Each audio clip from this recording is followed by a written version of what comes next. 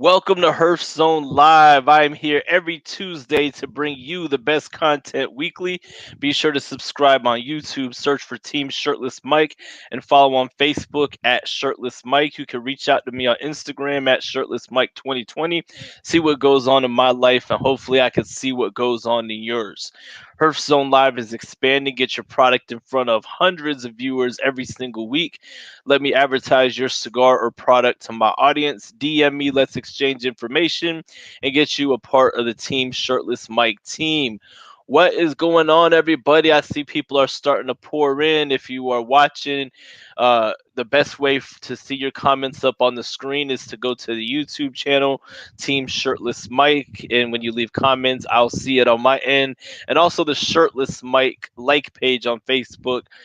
That's how you will see all the comments and everything. So I hope everyone has had a fabulous week so far. I'm so sorry that last week we did not have a show. Sometimes there's times where, it's hard to get a guest and all that, but I always want to make sure I'm always bringing the best content every single week, no matter what. So if there's a week that there's no guest, it's cool.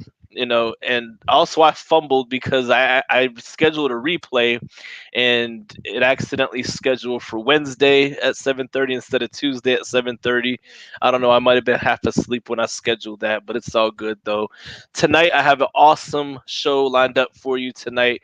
One of the youngest cigar shop owners in the state of Florida, probably like in the country maybe.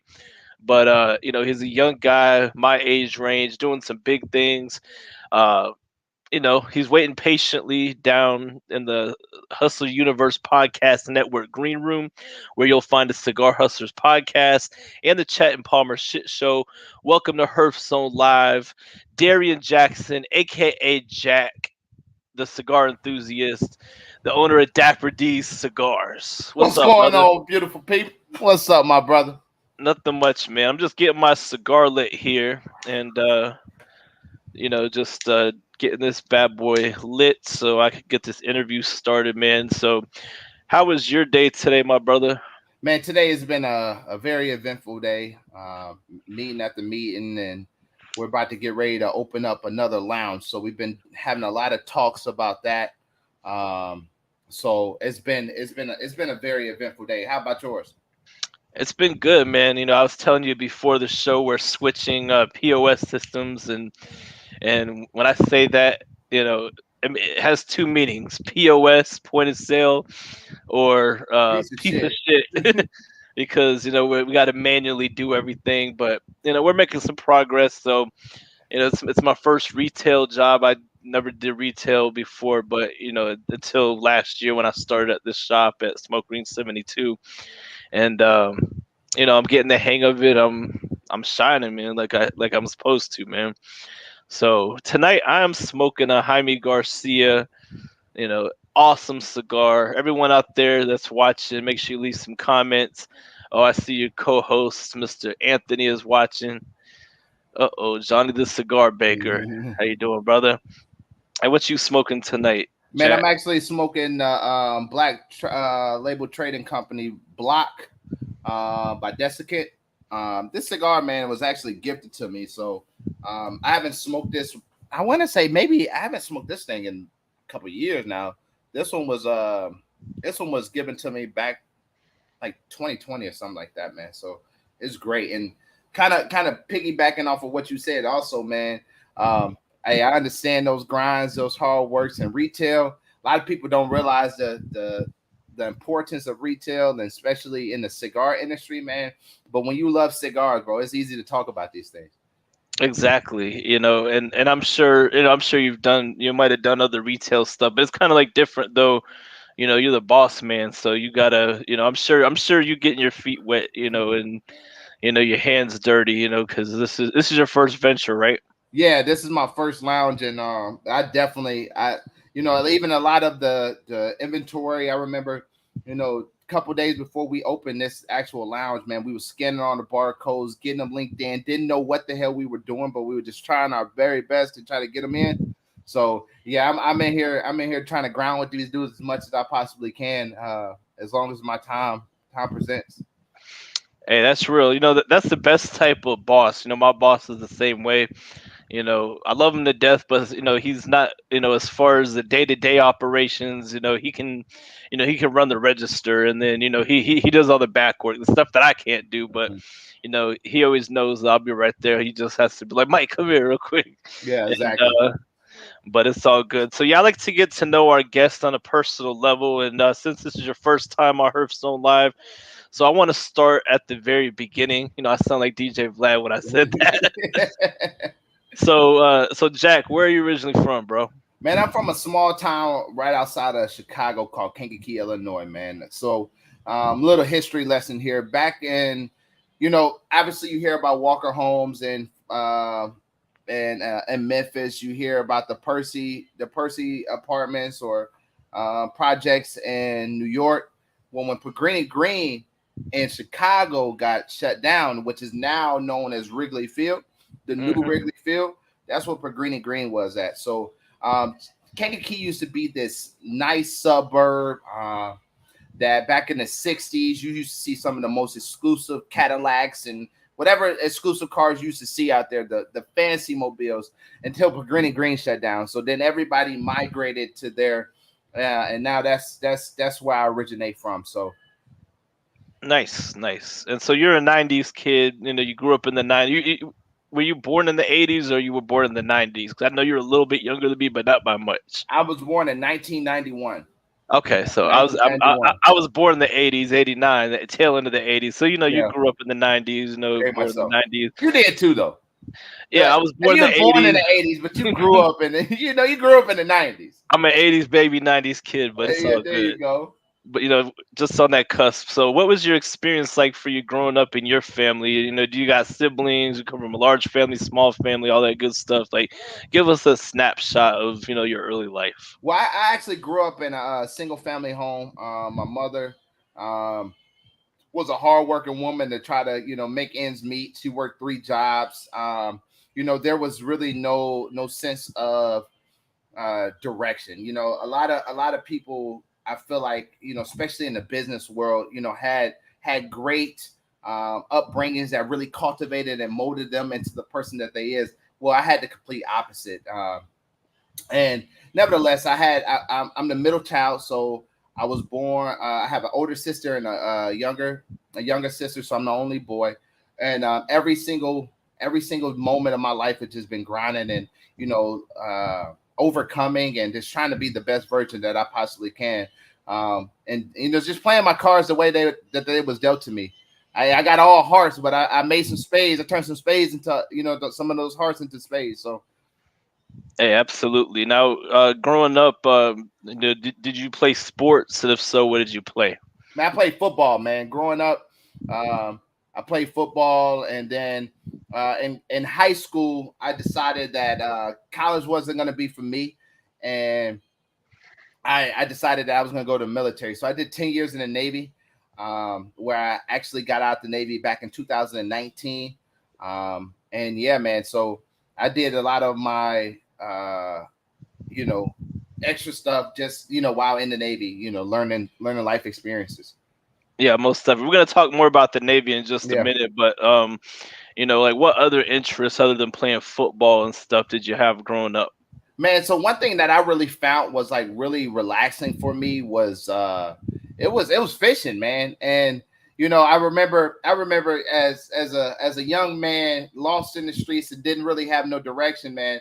There was a guy by the name of John Nelson. He actually was my high school algebra teacher in ninth grade. And I was bright, but I was rough, right? And I tell the story all the time, like if there was, it's that one kid that your parent be like, stay away from. Yeah. Like don't be around. That was me, right? I was always into something, man. I was the one that was told that if you hang around that dude, you're gonna end up in jail. If you hang around that dude, you're gonna end up dead. Different things of that nature. And I'm not making none of this up. Like this is what people tell me, and I share the story all the damn time. But nevertheless, John Nelson really caught me at a young age and was able to change my mindset on a lot of things. So how he did that was fishing. Like, so he'd take me on I remember one of the first fishing trips that we went to his apartment, Yeah, I know that sounds fucking weird, but it wasn't no weird shit going on. We went to his apartment. He had a pond in there, and I was learning how to bass fish. Now I used to always go to the rock quarry, and then there's also a river called Kankakee River. So I used to go behind the sewage plant and fish, try to catch catfish. I never caught shit. I don't think I ever caught I didn't catch my first fish until I was like 17, and I started at like 12. So you talk about 5 years of just disappointment every time I went. So we went out and he had caught this big ass bass, and I was like, man, I want to catch one of those. Like, so I would try to use every single lure he tried to use, and it didn't work. So then we went officially on our big fishing trip, and that fishing trip was the one that changed my life, man. We was in northern Wisconsin. He took me out on a boat. We caught crappie. We had cooked them. Like, I had never experienced no stuff like that. So, and he would just tell me, like, it's more than life than Kankakee Jack. It's more. Well, he called me Darian at the time. My friends called me Jacktown, but you know, the elderly folks called me Darian. So, man, Darian, you can do some great things. You got to stay a track. And look where I'm at now. Heck yeah. You know, I could relate when it comes to fishing because, I haven't been into fishing like that, but the last time I went fishing, a good friend of mine, his brother is a fishing guide and all that. He's pretty well known on YouTube, Captain Peter Deeks. If you search for that, he's with Bill Dance and all that. So like he's pretty Oh, big. damn, yeah. And so they have property out like, you know, in Titusville, like kind of heading towards Orlando, and so we went out there and everything, and you know, we were trying all weekend to catch fish. We took a bass boat out and all that. None of us, even the people who were good at fishing, we ain't catch shit. But then finally, my buddy, you know, we were about to leave, and then he eventually caught, like, I think it was like a 5-pound bass or whatever, and then I took a picture with it, made it look like I caught it. Just so I fronted a little bit for the book, but you know, I was shirtless. It was, you know, shirtless Mike's got to be shirtless, of course. Hey, you know, like we that. all done did that before. We all did that. Hey, that one person catch a fish, and we all 5 of us take a picture with it. Shoot, I had to be capped just for, you know, I keep it all the way real, but I had to be capped just that one time. Yeah, hey, you gotta. Hey, I understand. So yeah, I could definitely relate. But you know, fishing's fun. But you know, those who are into it are really into it. But yeah, I haven't caught very many fish in my life. But you know, I just use it as an excuse to smoke a cigar and all that good stuff. So now I get out there, man, and I catch 30 minutes. I done caught 6, 7, 8 fish already in 30 minutes. Oh snap! I think I'm gonna have to go fishing with you then. I got a pond in the backyard, bro. I got you. I'm gonna be capped once again though. I'll hold it up, hold the bass up. You know, you gotta hold it with the thumb like that under your mouth. Hold it up. Lip it, yep.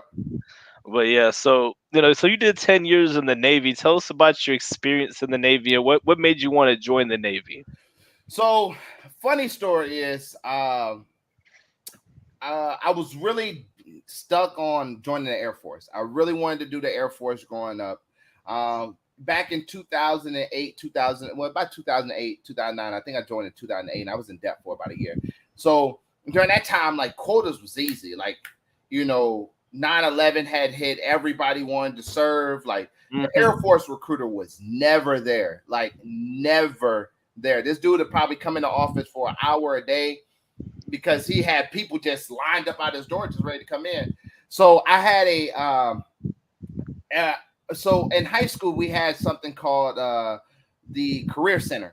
Now the Career Center will align you with anything that you wanted to do. So if you wanted to go and do law enforcement, if you want to do welding, if you wanted to do cosmetology, if you wanted to do construction, firefighting, whatever it was, they had classes for it.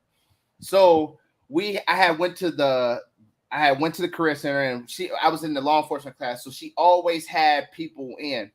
And the Navy recruiter came in, and he was like, man, I said, man, I know nobody wants you in here. Like, what are you doing in here?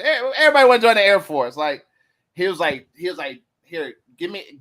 I put it like this: I give you $20 if you would come in my office and give me 30 minutes of your time. I said, that's an easy $20. You know what I mean?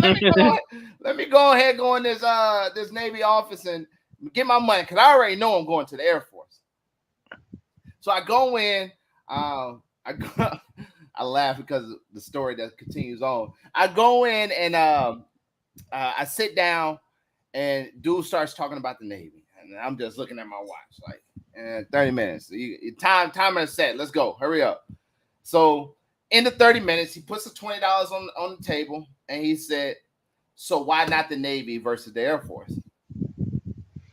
And I was thinking about it like, I don't know, like, why not? And so during the whole segment, he talked about traveling. He talked about different things that I wanted to do. Talked about law enforcement and what the Navy could do to help me get into law enforcement. And so, mind you, I never got into law enforcement in the Navy. So anyway, man, I was like, you know what? Let's do it. So I came in as a diesel engineer, right? So I like working with my hands. I like working on cars and stuff like that. I used to have a Mitsubishi Eclipse 2000, and I will always try to go do stupid ass shit to it.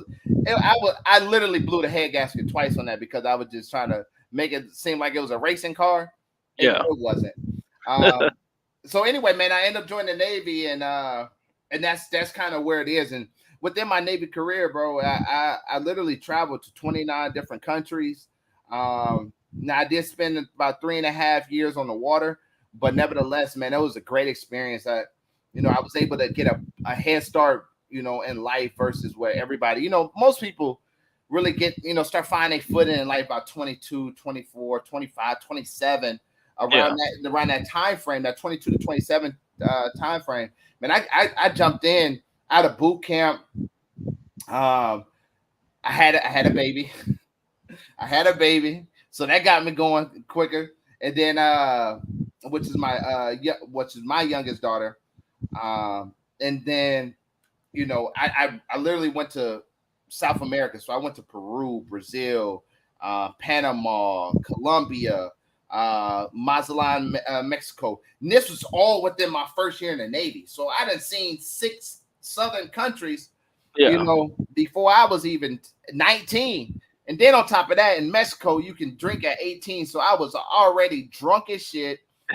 Already lit. Oh, man. And then it was still the old Navy. So, like, your leadership was like, I remember one time in Mexico, my chief, which he had been in like 20 years. So I think he joined the Navy. That was 2009. So he joined the Navy in like 89 or 88. So when you was born, he had joined the Navy. And so we had went to Mexico. We had got fucked up on margaritas. He got butt naked in this actual restaurant in Mexico and started chasing the waitress around, swinging his junk all the way around. And so we get back to the ship. And mind you, you gotta tighten up when you get to the ship, right? Because you don't want the inmates to say nothing to you coming across drunk and all that stuff. And you got to go to medical and get IVs and stuff like that. So we all drunk. Our chief is drunk.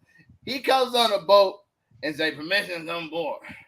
They was like, Chief, are you all right? He said, I have fucking permission to come aboard. And my fucking sailors is good too. And we was all leaning. And that wasn't the sea legs. Hey, we got on the boat. He tightened up. Take y'all ass to y'all rack. So we go to our beds, but we end up having another fucking party on the boat too. So we was part of a unit where, you ever seen D-Day? No. So D-Day is when they go on the beach and they crash on the beach and they drop those ramps and all the troops run off. Oh yeah, no, I thought you were referring to a movie. I know what D-Day is, and what D-Day is a movie, but okay, it's a movie of what happened at D-Day. So yeah. we was on those little boats. So it was like 10 people on it, and that was kind of one of my crazier stories of the Navy. But man, Navy was real good to me, man, and but it was just I knew I was at a cap in my growth, and I decided to get out. Heck yeah! Now, when was it that you first got into smoking premium cigars? Like, do you remember your first cigar? I do remember my first cigar. It was I want to say a My Father, Connecticut, in 2011. I was in San Diego. I was a biker at the time, so I didn't wear many hats. And we was at a little motorcycle club, and one of the older guys used to always have cigars. I was like, man, give me a goddamn cigar. I was already inebriated by then. Give me this damn cigar. And so I get the cigar. I'm 20 at this time. So I'm smoking this damn thing. It's like, this shit is garbage. Like, what is this? And man, I think sobered up. I did it again when I was sobered up, and I enjoyed the experience. So I was just a casual smoker when I was in San Diego from 2011 to 2015. So 2015, I moved to Memphis, and when I moved to Memphis, that's when the interest really started. So I was always at a cigar lounge. My wife had went to the Navy already, so I was a single dad for a little while, and I used to always be at the cigar lounge.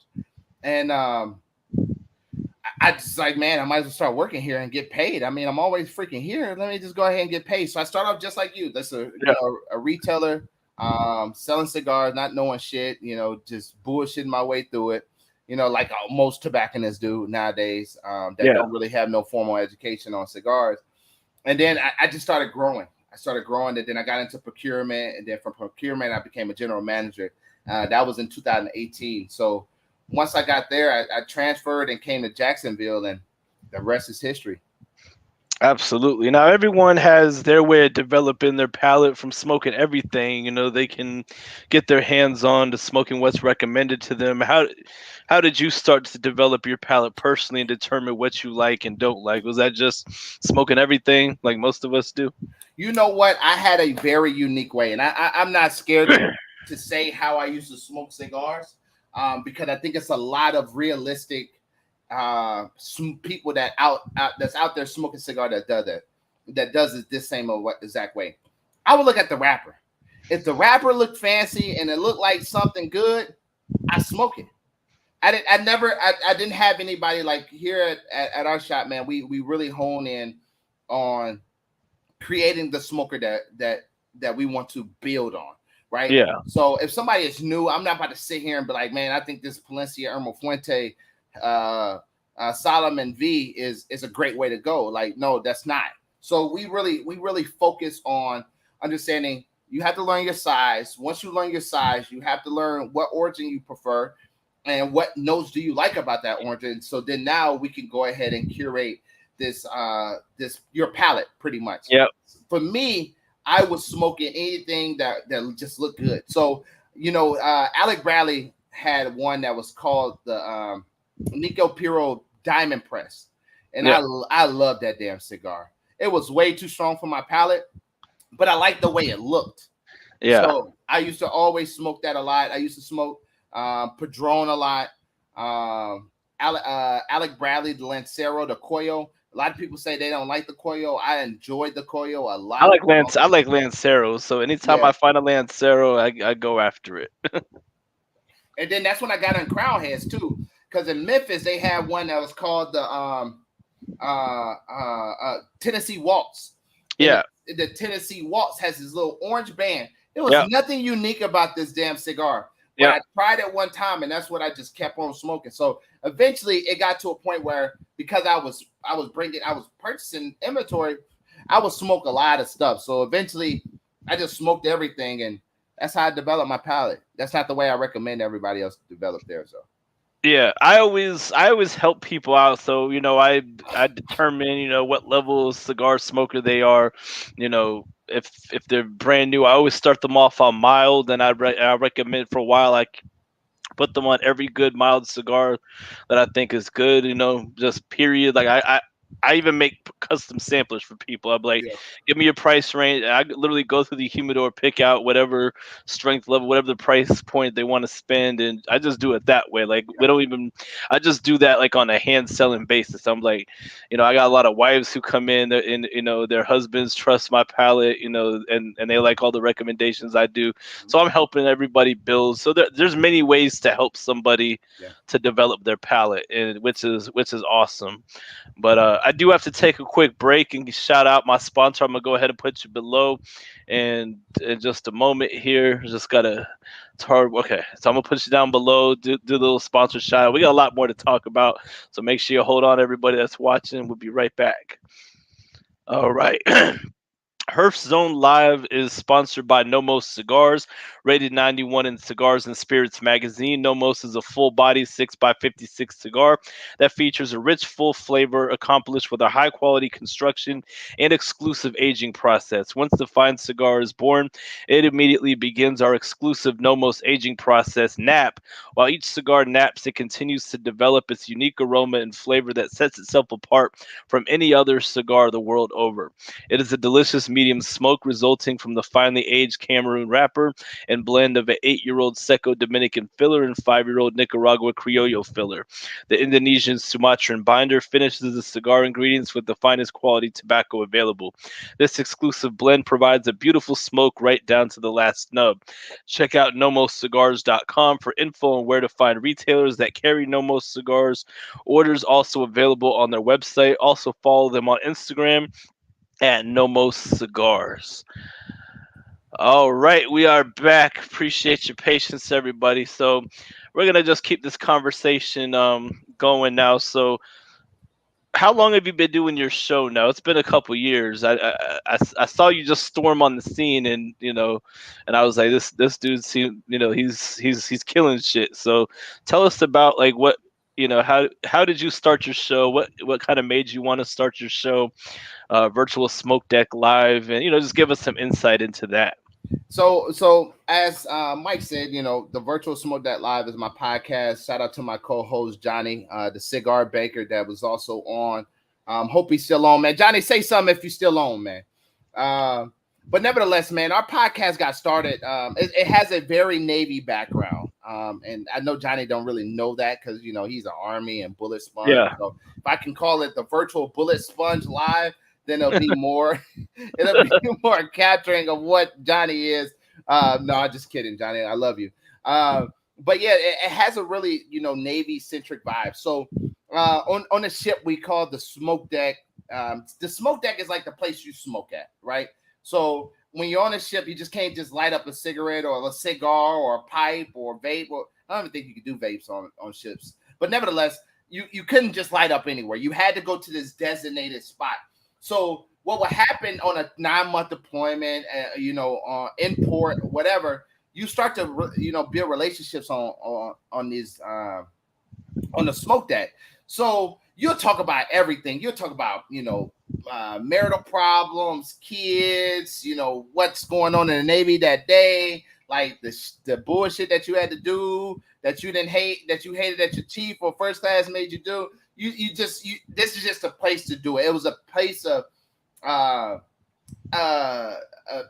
it was a sanctuary for us to get away while on the ship. So even on the ship, we'll have like I was the cigar coordinator, dead ass. I had another friend of mine, Pop, that would go ahead and order everything from Cigar for Warriors. But I had a humidor. We'll light up cigars, and every Sunday was holiday routine. So pretty much you just didn't have to work that day unless you had watches, different things of that nature. So we get together, do like just a smoke and catch up, talking shit, bonding with our fellow sailors. So man, I was talking to a good friend of mine that was also in the Navy. And man, we was talking some real stuff, man. It was like an hour and a half conversation just on the phone. And I was like, man, this needs to be something that we bring to everybody. And we were smoking cigars while we were doing it, but just doing what we are normally doing on the smoke deck. And hey, man, we went in and we did our first episode was back in like June 17th of 2020. We did our first episode. It was terrible, based Yeah, on, how you just watch your we've all been there. Oh, yes. You watch your progression. I think the lighting was terrible. I was smoking at my wife was cussing me out because I was smoking in the house and at my desk and trying to blow it out the window. It was atrocious. But as you build over time, man, and you just get better. So eventually, he was like, man, I just want to come on and do your first show. I had no direction on how I was doing it. I think I started off like AirPods or plug in AirPods on my phone and had a little thing, but then we grew into what it is. So now we really focus on curating conversations that you would normally see in a cigar lounge. Like I'm never gonna be, or Johnny's never gonna be interviewing, Rocky Patel or whoever the case may be on the show and saying, what was your first cigar? How did it smoke for you? How did you know that cigar was for you? Like that's not our thing. So we generally just have, we'll come on like a day prior to going on live, like, what are we going to talk about today? And we're going to talk about the fuckery we see, dealing with, excuse me if I can't cuss, you let me know. But no, it's Herf Stone Live. I'm shirtless, Mike. You can cuss. Okay, we go all the way over here. There you go. The fuckery that's going on, in the cigar industry, or people coming out with cigar brands today and talking about some, this is a great cigar, but have no clue what it's about, or talking about new cigars, what PCA has got going on, man. We just talk about it, man. That's all it is. So yeah, man. Yeah, and in the beginning, you had your, you still got your YouTube channel, Jack the Cigar Enthusiast. Make sure after the show, after the show, make sure you go subscribe to my brother over here. But, it seems like, do you still do regular videos, like as far pre-recorded videos? Because I know I stopped because I got so busy. Yes. I only focus on the show. So because the pre-recorded stuff and all the editing and planning and all that stuff, and it just got to be too much. Like, so is that what you kind of did with that? So honestly, you watch Tim, watch Tim from Cigars Daily and be like, how the fuck did he do it, right? And how does he still do it? Because Mike is absolutely right. That shit is so time consuming. Because you're trying to find the spots that you messed up, edit those out, put something else there, and hopefully you picked up and gave yourself enough time to jump back into that same conversation and edit it. It was just too much time. Like, at the time when I started all this, I had already said I had been into planning Dapper Ds for like 3 months, and I think I had already started recording. I started recording right out of the Navy, and eventually it got to a point where I was just doing content, just doing videos, and just enjoying that, and it was fun for a while. And then I made some controversial videos that really got the views going, but it also started like spewing a lot of hate. You know what I mean? Yeah. Can we talk about it? Listen, you can talk about whatever you talk about, because I understand controversy. I've been there. Hey, back in 2020, I made some controversial statements. Not on video, but I know how it is, brother. It's we can state the obvious, right? I'm an African American male talking about the shit that Gurkha president put out about monkeys, and you got a predominantly white industry, a Hispanic industry, where a lot of people didn't receive that well. And it wasn't like I was just saying like, yo, he's fucking nuts, but it was crazy things. And then it was like I talked about Boveda and like seasoning and how getting back to the natural seasoning, and that set a firestorm up too. And but I made a lot of content to a way it was great. So I was still making content when I first started the virtual smoke deck. And then it just got too time consuming. It was I didn't want to do it. And at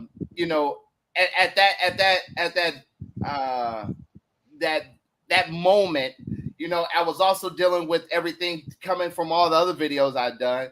And I just got to a point where it wasn't worth it no more. I still enjoy doing it. Would I get back to doing it ever? Probably not. Probably not. Yeah. Yeah, I It's too understand. much It's time. rough, especially at my job. I run the social media for the shop, so I'm already it kind of my personal stuff. I only got energy to do my show Yeah. because I prepare for that, and even then, I have to make sure I take that time to on my days off from the shop because it's long. I can't imagine owning a shop, having all that responsibility, which I already have a lot of responsibility, but owning a shop's a different Yeah. level right there. And no, I definitely understand. Uh, my boy House Guest had a question here. He said, "Ask Darian, what's a good Marine?" There is no such thing as a good Marine. Hey, you know what Marine stands for? My ass rides in Navy equipment. And I like to add to what if we want to keep putting the E's, it eats everything. Hey, I had a bunch of so I was on amphibs. To take us back a little bit. I was on amphibs. So amphibs is all carry Marines. So I dealt with Marines my whole career. And these mugs they're just crazy. I'm gonna leave that at that. I'm gonna leave it at that. Before we had that more content, this mug got I think this is what he meant. The answer that he meant. submarine. I got it. I got it. I got it. But it's understandable why your answer will be different, but it's the heat of the moment. Yeah. Sometimes, like when Matt Booth came on my show and he said something about, we were talking about when he was on ATF magazine, and then he said something about ATM magazine. I was like, and then after the show, I finally got what the fuck he said, because you're in the heat of the moment sometimes, and you don't think, because you're just I would you're never trying got to. that joke though. I would have No, never got it.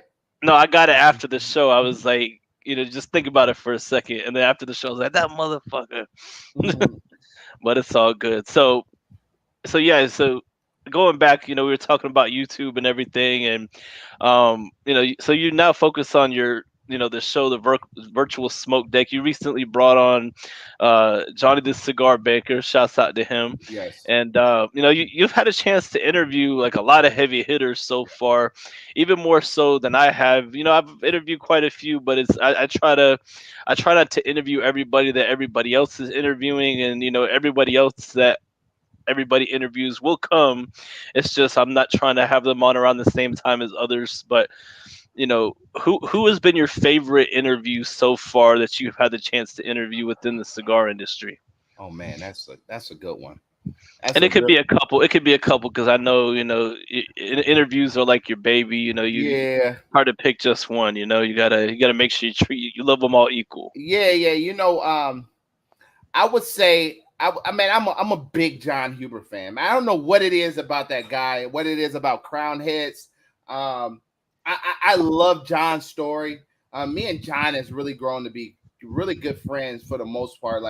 We'll call each other, ask how each other family's doing, and his he got family situations going on, so we'll ask him about that, and you know he just really became a good friend. Alan Rubin was another good one, man. That guy is Alan is hands down one of the most nicest guys in the fucking industry. Like you got some really good, nice guys, but I don't know, something about me and Alan just kind of clicked, and he poured into me a lot. And I always got to give shout out to my mentors, Abe and Jeff at Smoke In and Coronas, man. Them guys just pour straight into me, dog. Like their interviews is ones that I can go look, watch, and learn something. Like Yeah, that's how good those were. Um, Pete Johnson, Michael Herklots are always good, but it's so hard. I would say my weirdest one was your guest from 2 weeks ago. Like that was Matt like Booth. Shouts yeah, out to Boofy. I love like, Boofy. Shouts hey, out to Boofy. me and Boofy, I remember he was one of like my first ones. So like when I first started, I was fucking nervous. Like I don't know what it was. It didn't matter how good the show was, I was just nervous. And Matt doesn't make it easier. Yeah. He doesn't make it easy for a person that's nervous. So he would sit there and he'd be looking. You ask him a question, he'd be like, And we're like, no. nope. No, he says no, you, and then he just looks at you. you ain't got nothing else to say? Nah, all right. But yeah, that was I remember going into Johnny Smokes Uncut, whereby after that, I think it was Zoom at the time. It was one of those. And Yeah, and I was there. I was there. I was in you were there. there, and Johnny was like, "Man, how was that? How was that interview with Matt?" I said, "Very, very uncomfortable." Okay, very, But very but not in like in a good way though, because it helps you get out your comfort zone. yeah. You know, I got I got some good people coming on that like I talked to at PCA, and I was like, bro, I ain't gonna lie, man. Like I don't know how to have this conversation with you. One, because I'm just so honored by you. You know what I mean? Like for you to even say yes with no hesitation. Now I was like, oh shit, like That means that's you're fucking. doing something right, brother. That means you're Hey, doing something right. hey, wait till you I'm have that one, man. surprised that who's heard of me. Like when I meet them people in person, Mm-hmm. I was at the Great Smoke, and and George Padron's son, and then his son's I forget the other younger Talking about dude, but Jeff. yeah, George Padron is his son. I didn't even get his name, but I was walking around shirtless at the Great Smoke because I have permission from Abe. Well, from Alex actually. Yeah. Abe just goes along with it because he can't stop me. But anyway, so they want like the people at the Padron booth wanted to take a picture with me, and they don't have reps, so I Mm-hmm. don't I you know we, I'm just writing a check when Padron comes in, for the shop or whatever, and like I'm surprised that people in the Padron family heard of me and like they Yeah. wanted to take a picture with me. Like that was probably the most humbling of all of this year so far, right along with Carlito Fuente. He wished me a happy birthday because my birthday is always falls around the time of the Great Smoke, so I threw my birthday bash in West Palm on that Wednesday, and then Saturday I was at the Great Smoke hanging out, and then Carlito was like, "Mike, brother, happy birthday!" And there was like a line of people waiting. I didn't have to wait in line to talk to him, give him a hug or nothing. Like that's just humbling right there. You can't Very like much so. who does that? Like, Very much so. and I'm so sorry for anybody out there if you were waiting in line. I wasn't trying to cut. It's just he saw me, and I was hey. I just show honor and love to the legends and keep it moving. Yes. So shouts out to Carlito. But so you started the show first, and then what made you decide to jump into owning your own cigar lounge?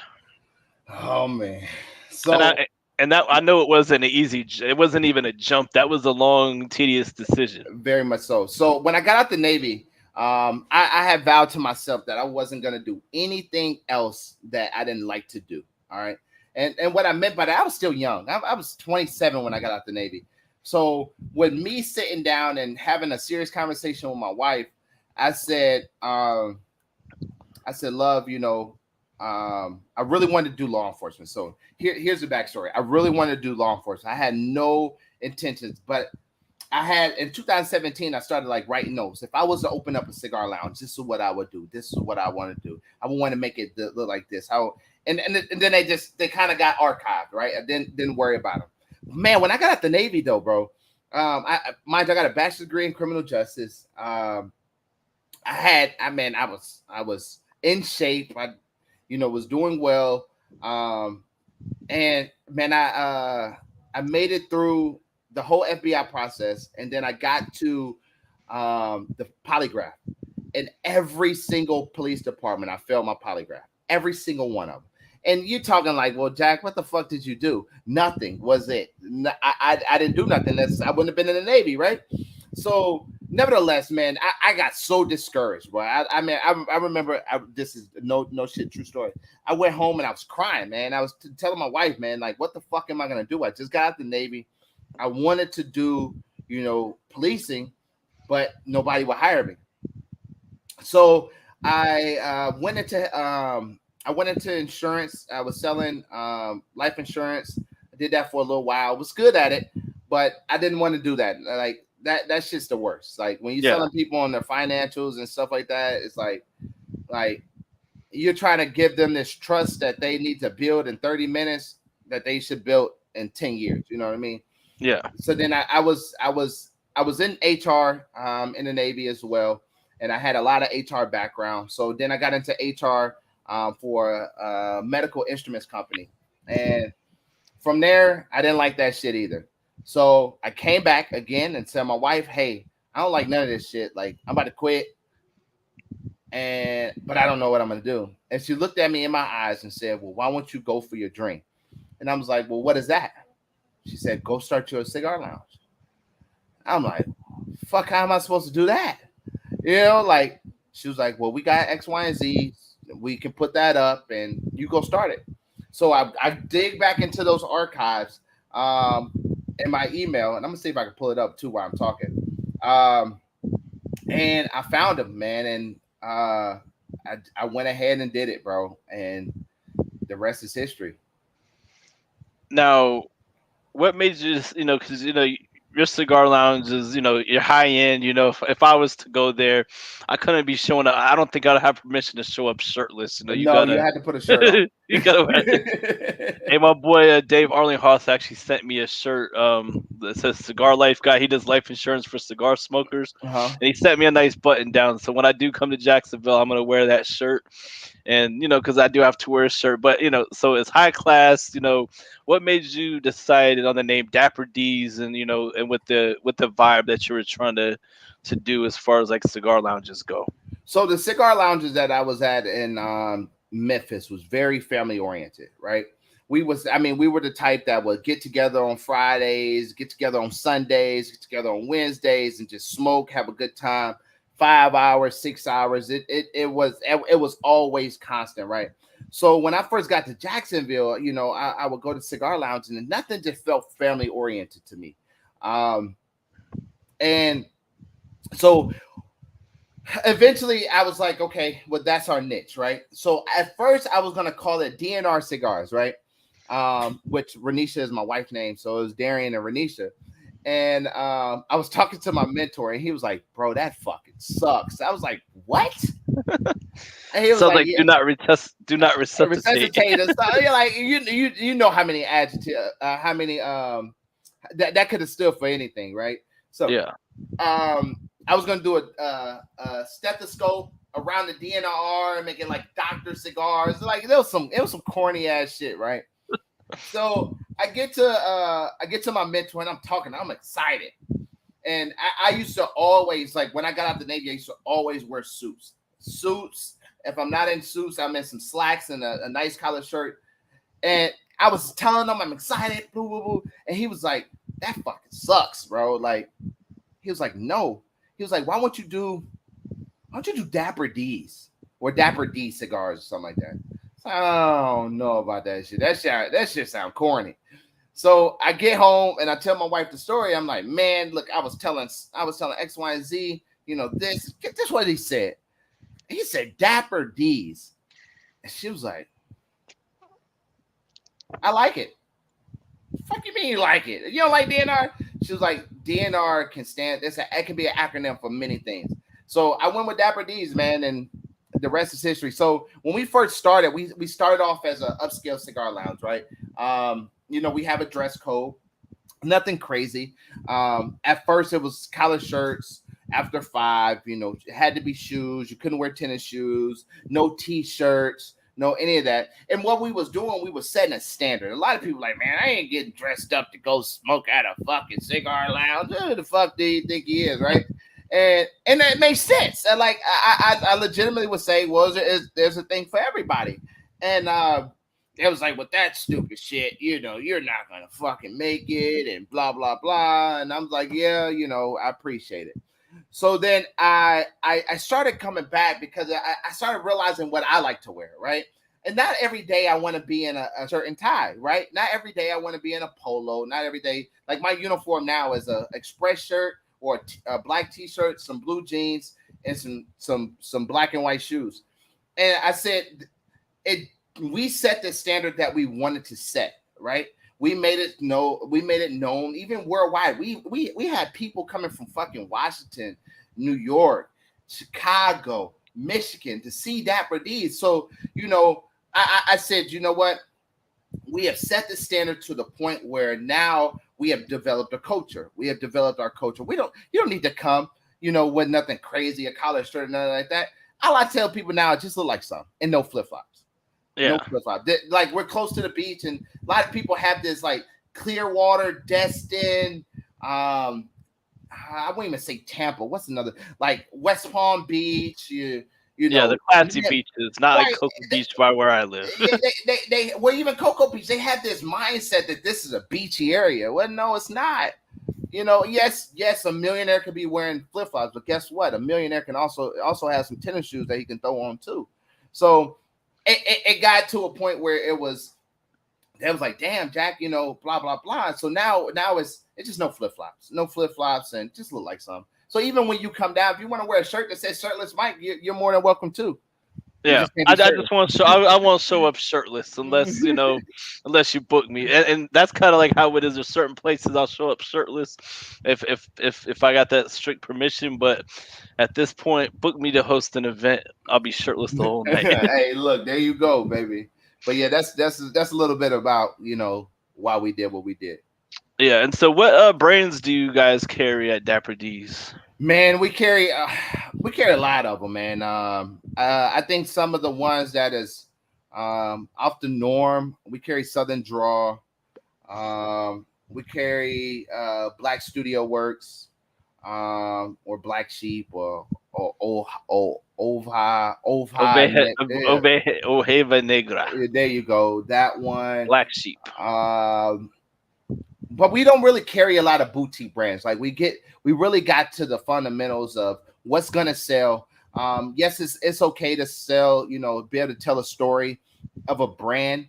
But man, we don't want to take out 30 minutes every freaking customer talking about this family came from X, Y, and Z, and then when they came over, they decided that they seen a black sheep, and part of that black sheep was the creation of their company, and now they go for the darkest, richest tobacco. Like I didn't want to do the that. Average consumer, in all honesty, I learned this since working at a cigar shop.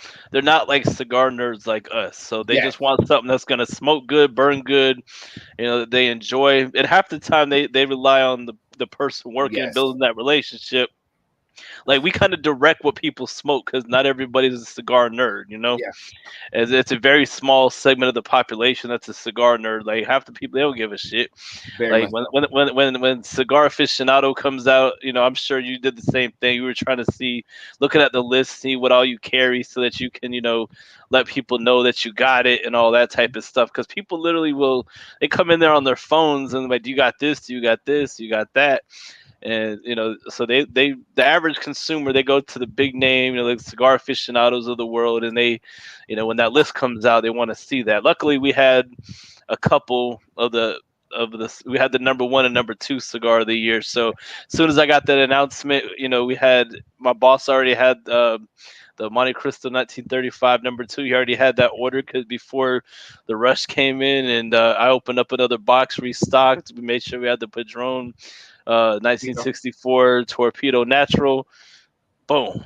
And then it was on and popping. So the crazy part about Cigar Aficionado is like it's very hard unless you have like a big ass store to carry every single brand that you think can hit Cigar Aficionado. But one thing that we wanted to consider too is we want to have those other brands. Like, a lot of people may call, Tatawahe or Crown Heads or Robert Caldwell, boutique cigars, or EP Calero boutique cigars, right? But they carry names. It's easy to say, man, you heard about that Las Calaveras, or you heard about the Tussalula. Or did you hear about the T110, or did you hear about Eastern Standard? It's easier to talk about those from what I find. So I carry a lot of just name stuff. We as a small company and as only one store, we just got Opus for the first time, and that's a big deal. At least a lot of people don't really realize that. Oh yeah, I mean it's hard enough to get Opus, and we sell a lot of Fuente, and a lot of stuff's been back ordered. Like literally, we got a JC Newman box shipment yesterday, and then UPS shows up like 3 o'clock in the afternoon today, which normally I hate when they do that because I'd rather them come in the morning time so we can get this shit put away. But we had a whole other JC Newman box come through, and we got the Don Carlos number two, number three, I can't, whatever, whichever one that is, which we haven't carried Number in a three. while. We also got the one oh, what's that cigar? It's part of the Hemingway series, the long one. We My boss said he ordered that last year, motherfucker. We just got that shit, so it's definitely a The big deal. signature. Talking about the signature. No, the signature, we've had that. That's the It's longer one. it's the book of something. The work of Anyways, art. Yeah. no, not work of art. We've had that, but this one we haven't had in a couple years. But that showed up yesterday, like after being on order for like a year. So, I mean, to get some Opus, that's saying something, because that's definitely rough to get, especially. So you're this new in the game, and you're already making some major moves, which is dope. Thank you, bro. Thank you. So what do you have in the works for Dapper D's? Well, actually, hold on. Before I even get to that, you guys got beer, wine, you got liquor. Like, what's the situation, in your shop? We got beer and wine. So I don't. I think a lot of people know liquor license. Well, a lot of people don't know. They feel Yeah. that you Oh, should I just have know. liquor. Yeah. Go ahead. Sorry. Oh, I was just saying. I know this shit's expensive. Yes, it is. Yes, it is. Yes, it is. And you really gotta have the spacing that allows you to accommodate a liquor license. Like a lot of people just try to throw liquor license, in anywhere, and it really doesn't work, right? Yeah. You're talking $800,000 right now for a liquor license in Duval County, and it's fucking ridiculous. Like you're talking about literally almost $1 million for a license. Mm-hmm. That just, if you don't put it in the right environment, then it can practically be forever for you to make your investment back.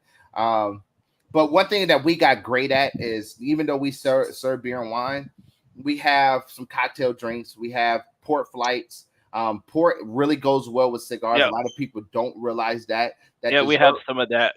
yes, that And dessert wine, do you guys have the wine based liquor? we do. Yeah, that's the same thing we do. And I've learned how to make a few drinks. Although whenever I work at night, we typically have a bartender, but during the day, every once in a while, people will ask for some. And obviously, we have recipes and all that stuff. So I've learned how to make a total of 3 drinks. So I know how to make a dope ass smoky old fashioned.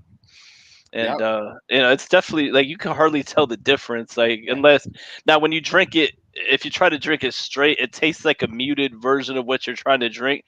So you definitely got to make the drink, get all the bitters and stuff like that for like the old fashioned. But I mean, it's dope, and especially, it's like what, $7 to $10 a bottle or whatever. It's super cheap, and our old fashions are like $10. So it's just one drink. You're already paying for the wine based liquors that we got. So it's all profit. You know what I'm Yeah. saying? And it offers something different.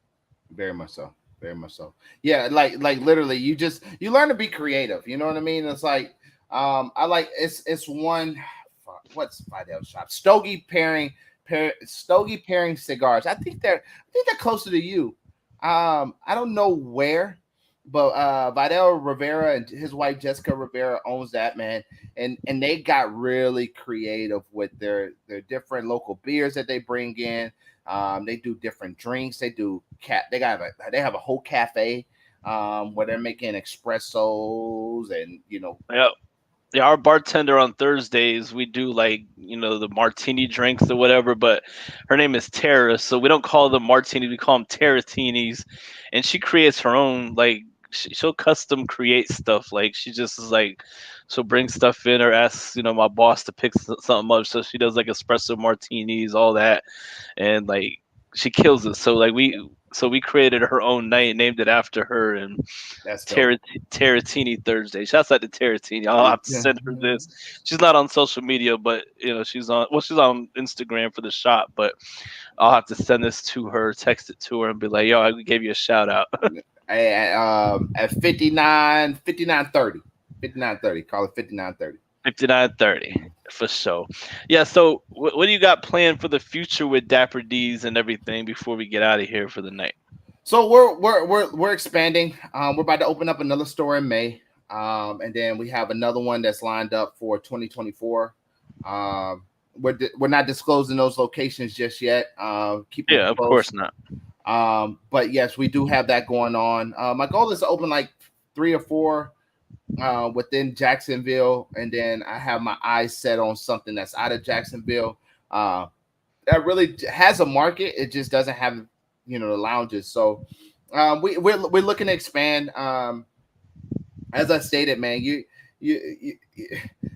cigar lounging is cigar lounging is different, right? And I tell people this all the time. They're like, well, Jack, what do you mean? And what I mean by that is you have some that focus on the drinks and focus on bartending and doing all of that stuff, making a show, nice. Some that's shitty. And then you also have your cigar lounge, right? Those that focus on cigars. And I think if you're a cigar lounge, unless you're gonna have bar in your name, if I say Dapper Ds Cigar Bar, then you expect me to focus on the drink. Well, I said cigar lounge, right? Or Dapper Ds Cigars. So my focal point is cigars. It's to have, the freshest cigars in Jacksonville, have, top of the line customer service, as well as just a experience and ambiance. So we're the only lounge in Jacksonville. I don't know if you guys do this up there, but like I am so passionate and also confident in my product and the way my humidor is set up. I have one of those humid meters.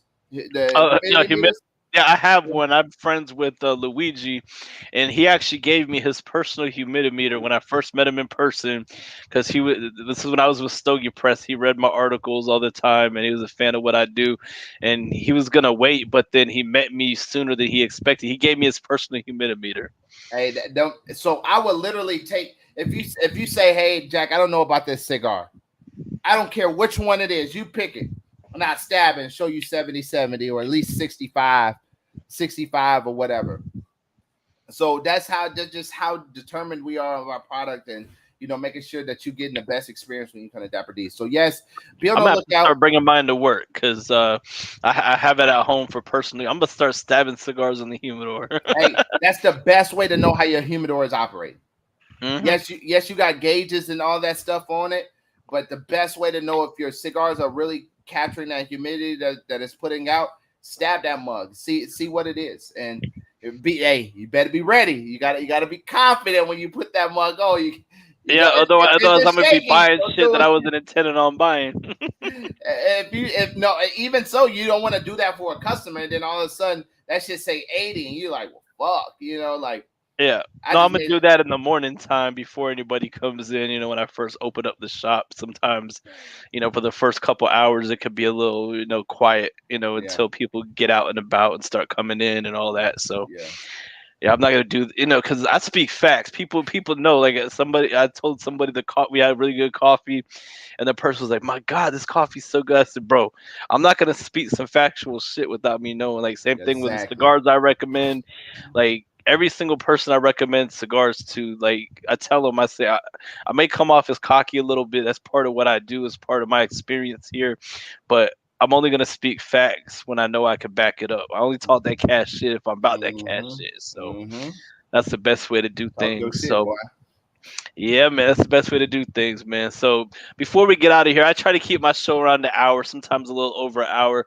If there's anything else you want to put out there, any shout outs for anybody, you could go ahead and do that before we hop off, and then and all that good stuff. Man, if y'all ever in the Jacksonville area, man, come stop by Dapper D Cigars. We're near the airport. We're like 4 minutes from the airport, man. We have close to 700 cigars, different cigar brands and stuff in there. If you're one of those cigar guys and you want some personal connection, especially on the online side, man, look us up at dapperdscigars.com. We ship everywhere except in the United States, except Canada, and all those other places that you're gonna get high taxes from. But yeah, man, if y'all ever in the area, man, come stop by Dapper D's. Me and Johnny is on the virtual Smoke Deck live every single Sunday at 7. So you can start your week off with Shirtless Mike and end it with with the virtual Smoke Deck. And we go on live every single Sunday at 7, unless we put it out there. But yeah, man, we'd love to see you guys. Yeah, for sure, man. And so, man, I appreciate you for coming on, Jack. I appreciate It's you much. having me, brother. It was a fun show. It's great. I might if I have a week off, it's great to have a good guest to, come back, come strong, give the people what they want. Help promote those that are doing some good things within the cigar industry. And if this is your first time watching, make sure you hit that subscribe button. We just hit 500 subscribers on Let's YouTube do just it. recently, so finally hit 500. See, I could have been like way above that if I was doing regular videos all the time, but I choose to focus on the show. So 500 subscribers is a 500 is feat. good, brother. See, I don't even look at, that's the thing. I don't look at, the numbers like that or whatever. I look at when I go to cigar events, do people know who I am without me having to introduce myself? Which I went to Tampa the end of last year. I didn't have to introduce myself to anybody really. All the manufacturer I went and bought cigars were like, "Oh, it's Shirtless Mike. What's going on?" So, the numbers are cool, but you have to make sure the numbers are translating to real life, and Yeah, that's what I'm focused on. So, big facts. yeah, make sure you hit that subscribe button, y'all, and I'll let you know when we're not live, Jack, so we can talk that real shit.